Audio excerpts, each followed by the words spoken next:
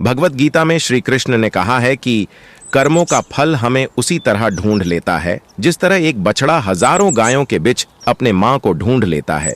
कर्म फल इंसान को भोगना ही पड़ता है। हमारे किए गए कर्म हमें ढूंढ ही लेते हैं, फिर चाहे वो कर्म अच्छे हो या बुरे हो।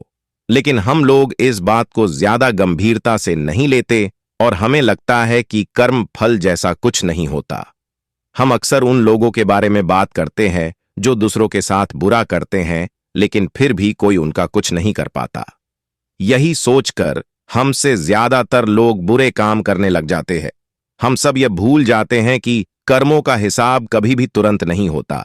किसी के साथ बुरा करने वाला भले ही आज सुखी हो, लेकिन कभी ना कभी उसे उसके कर्मों का फल भोगना ही पड़ता है। बहुत समय पहले की बात है।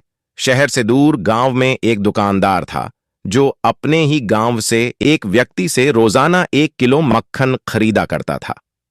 वह दुकानदार कई सालों से उस व्यक्ति से मक्खन की खरीदारी कर रहा था।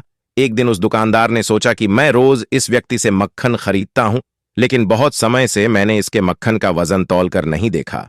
कल तौल कर देखूंगा। अगले दिन जब वह व्यक्ति मक्खन देकर गया, तब वह दुकानदार ने मक्खन का वजन किया तो देखा मक्खन सिर्फ 900 ग्राम है। उस दुकानदार को काफी गुस्सा आ गया।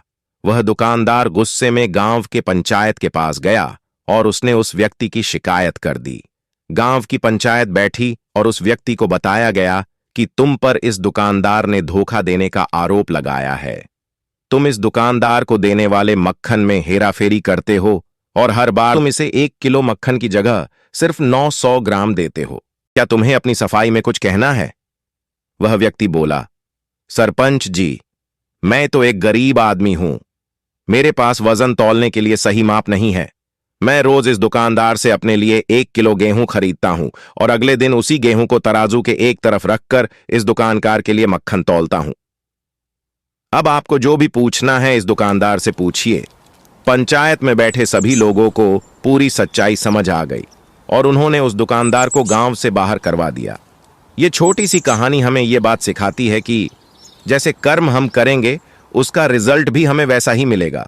हमारी चालाकी ही हमारा नुकसान कर देती है। बुरे करने वाले के साथ बुरा ही होता है, फिर चाहे वह आज हो या आने वाले 1 साल बाद हो। उसी तरह अच्छा करने वालों के साथ अच्छा ही होता है। कई बार हमें यह लगता है कि दूसरों के साथ गलत करके हम बच जाएंगे, लेकिन ऊपर वाला हर किसी के कर्मों को देखता है और उनका हिसाब रखता भी है और जरूरत पड़ने पर हिसाब बराबर भी कर देता है।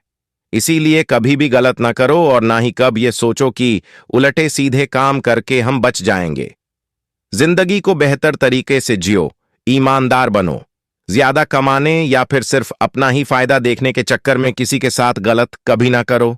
हमेशा याद रखो, जो जैसा करेगा वह वैसे भरेगा।